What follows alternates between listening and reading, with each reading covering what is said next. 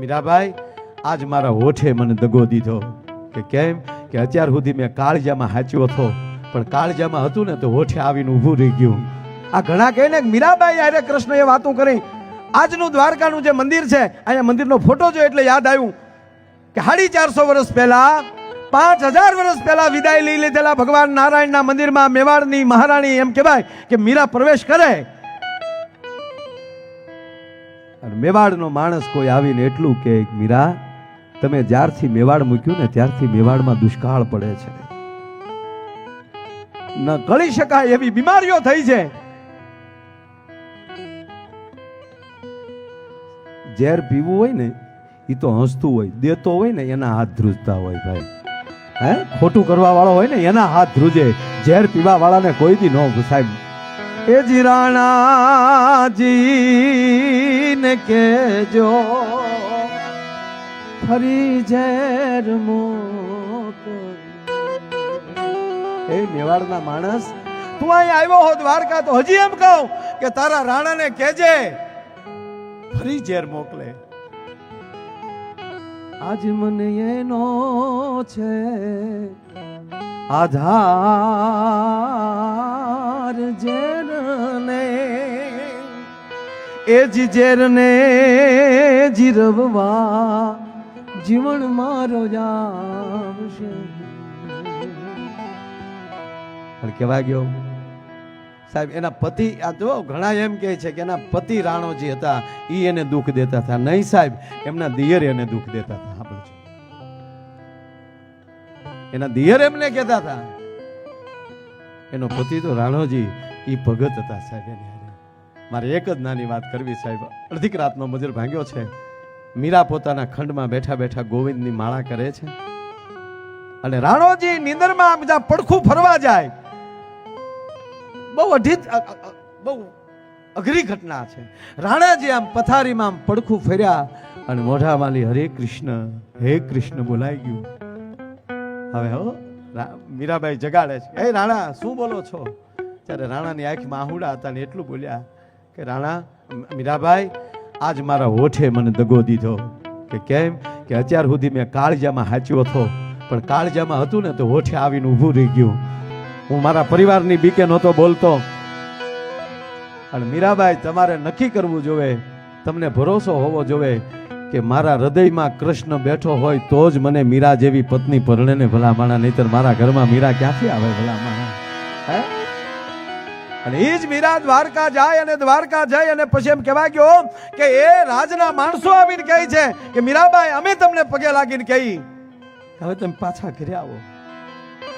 હવે હા બોલો મીરાબાઈ શું બોલ્યા ખબર? મારે મારા ધણીને પૂછવું પડે. અને ત્યારે મેવાડના માણસોએ કીધું તમારો ધણી તો મેવાડ બેઠો છે, તાકે મેવાડમાં જે મારો ધણી બેઠો ને એનોય ધણી આ દેવળમાં બેઠો છે, એને મારે પૂછવું છે સાહેબ. અને કહેવા ગયો મૂર્તિ બોલે છે. મીરાબાઈ જ્યાં મૂર્તિની સામે જાય અને મૂર્તિની સામે ગયા અને કીધું કે મને મેવાડના માણસો પાછા લેવા આવ્યા છે તો હું મેવાડ જાઉં. સાહેબ આની આ જ મૂર્તિ હાલમાં જે દ્વારકાધીશની મૂર્તિ છે એ જ મૂર્તિમાં અવાજ આવ્યો કે મીરા તમે દ્વારકાધીશના પટરાણા છો, આપ મન ફાવે ત્યાં જઈ શકો. તેથી મીરા એટલું બોલ્યા ગોવિંદ કૃષ્ણ હું મન ફાવે ના જઈ શકું કે હા. હજી એક વાર તને પૂછું કે હું મન ફાવે ત્યાં જઈ શકું કે હા. ત્યારે મીરાના મોઢામાંથી એક જ શબ્દ નીકળ્યો તો હવે તું મને તારામાં સમાવી લે. અને કૃષ્ણની મૂર્તિની અંદર મૂર્તિ ભળી ગઈ સાહેબ. હવે આ આજના ભણેલા બુદ્ધિજીવી માણસો બિલકુલ સ્વીકારતા નથી કે પથ્થરની મૂર્તિ બોલે કે હા બોલે તો બધાને કેમ ન સંભળાય? બધાને ન સંભળાય, કાળ ન હોય તમારામાં. અત્યારે હું તમે બેઠા છે એનો પુરાવો દઉં કે લાખો કરોડો માણસોના મોબાઈલના અવાજ મારીને તમારા કાન પાહેલી જાય છે ફફડાટી કરે. હજારો ચેનલો એમ કહેવાય ચાલતી છે અડી અવળી, એ બધી ચેનલોના ચિત્રો મારા તમારી નજર સામેલી જાય છે. પણ એક તમે નાનું એમ ટ્રાન્ઝિસ્ટર લઈ લ્યો અને જે ચેનલનો અવાજ આવતો હોય એ ટ્રાન્ઝિસ્ટર શરૂ કર્યો તો એ હવા માલી એ એમ કહેવાય કે એની ચેનલનો અવાજ પકડી લે. તો મેં એ જ કીધું કે આજનું યંત્ર જો પકડી લેતું હોય તો મંત્રોથી બનાવેલી કાયા સાહેબ કૃષ્ણનો અવાજ ન પકડી શકે. તમે શું વાતો કરો છો ભલા માણસ? માણસમાં ગુણતા હોવી જોઈએ. જો તમે સાંભળી જો, એક ઘરમાં રૂપિયો નહીં હોય ને તો જગતમાં હાલશું, પણ ગુણ વગર ના આવીશું તો ખોવાઈ જાવ. કરોડો રૂપિયા હશે અને જો બુદ્ધિ નહીં હોય, હબાલ્યા માચા હાકાલ્યા બાપલ્યો ધંધો ન કરવા દે કોઈ સાહેબ. જેનામાં ગુણ હોય, આ દુનિયા ગુણને પૂછે છે ને, રૂપને નથી પૂછતી. હમણાં જ ભાઈ જે આગળ કીર્તિભાઈ શું કીધું ઓલું, દિલ કો, આ ઓસમાણભાઈ ગાયું, દિલ કો દેખો સહેરા ન દેખો. હવે આમાં અત્યારના છોકરા દિલ દેખાવ જોવા જાય તો બિલ વધી જાય. શું હમણાં મોબાઈલ આવ્યા પછી જે અમુક અમુક તો જે પાટિયા સીડ્યા છે. હમણાં એક માડીએ એના છોકરાને ઓફિસે ફોન કર્યો, એ છોકરાને માએ, એ કે બેટા જલ્દી ઘરે આવ, જલ્દી ઘરે આવ. કારણ કે મમ્મી શું થયું, તારી વહુ આમ એક હાથ ઊંચો થઈ ગયો, ડોળા ઉપર થઈ ગયા, આખી ત્રાહી થઈ ગઈ. ત્યાં કીધું માં ચિંતા કરો, માં એકલી એકલી સેલ્ફી લેતી છે. ઓલી ડોશીને બિચારીને સેલ્ફીની ખબર નહીં હો. નહીં સાહેબ, બીજી વાત કહું, એક ભાઈએ હમણાં ઓફિસે લઈ એની પત્નીને ફોન કર્યો, આવો આવો ઓસમાણભાઈ, ફોનના ટાઈમે જ આવ્યા બરોબર વ્યાવા. એક ભાઈ ઓફિસેલી ફોન કર્યો એની પત્નીને કે સાંભળો છો? આ કે સાંભળું છું, બોલો. એ કે કામ કરો, તમે બપોરે 2 વાગે એરપોર્ટ જજો, હું 3 વાગે ઘરે આવીશ, તમે 3 વાગે એરપોર્ટથી ઘરે પહોંચી જશો એટલે હું આવી જઈશ. અને 2 વાગે મમ્મી ઉતરે છે એરપોર્ટ, એની 12 વાગ્યાની ફ્લાઇટ છે, એટલે તમે મમ્મીને લઈ આવજો.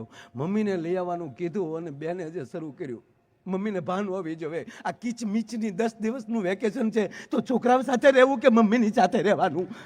મમ્મી જે ફ્લાઇટ ના ત્યાંની ન બેઠા હોય તો મહેરબાની કરીને ના પાડી ગયો. મમ્મીને ભાન હોવી જોઈએ. જેટલી ઉંમર થતી જાય એમ બુદ્ધિ બગડતી જાય. પણ કે સાંભળવું નથી, મહેરબાની કરીને કહું છું. અત્યારે છોકરાઓ સાથે રહેવાનું હોય કે મમ્મીની પીંજણમાં પડવાનું હોય? અને તમને ખબર છે ખાલી 2 રૂમ છે, એકમાં છોકરા એકમાં આપણે. મમ્મીને શું રસોડામાં? પણ સાંભળતો કરી, સાંભળવું નથી મહેરબાની. પણ કે તારા મમ્મી મોમ આવે છે, એટલે તમારા આવે મોમ ને અમારા આવે મોમ, એમ બે હરખ્યું રાખો તો હું બાબુજીનું વ્યુ જાય સાહેબ. ઓહો, નહીં અમુક મુદ્દા મને સમજાતા જ નથી યાર, અમુક મુદ્દા હકીકત નથી સમજાતા. આ ચોખ્ખું કહું તમને. જો રામદેવજી મહારાજ છે, આપણે ખૂબ માનું છું, મારા બહુ સ્નેહી છે, મળ્યો છું. હમણાં મોવા બાપુની કથામાં આવ્યા ઉદઘાટનમાં, ત્યારે મળ્યો. અમે ગુરુકુળમાં ઘણું બેઠા બાય. પણ એ પોતે હોય ને, એ પોતા માટે કાંઈ ન કરી શકે, એ જગત હાટું જ કરતા હોય. મને એક ભાઈ કીધું ને, મને કે યોગાથી બધું સારું થઈ જાય. મેં કીધું હા. મને કે તો રામજી મહારાજની આંખ કેમ બરોબર નથી ખુલતી? લે, એને કેટલી ખોલ્યું એ જો ને ભાઈ.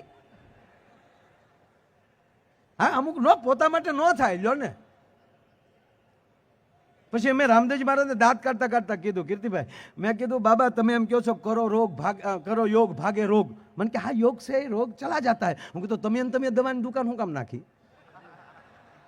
એ તો ઓલું બાલકૃષ્ણભાઈના નામે નોખું રાખ્યું હોત તો.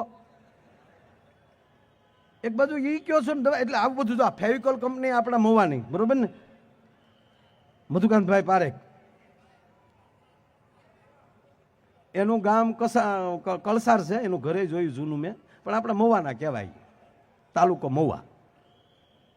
કળસારમાં સારી હોસ્પિટલ ને બધું ઘણું લોકશાળા હાલે છે, ત્યાં હું ભીણ્યો છું 2 વર્ષ, મને ખબર જ હોય. પણ મૂળ તો એ ને, પણ એ મૂળ મારે કહેવું છે એ કે ફેવિકોલથી આખી દુનિયા સોટે કોઈ દી, એનું ઢાંકણું ખોલ્યું સોટ્યું કોઈ દી, એમ પોતાને અસર ન થાય.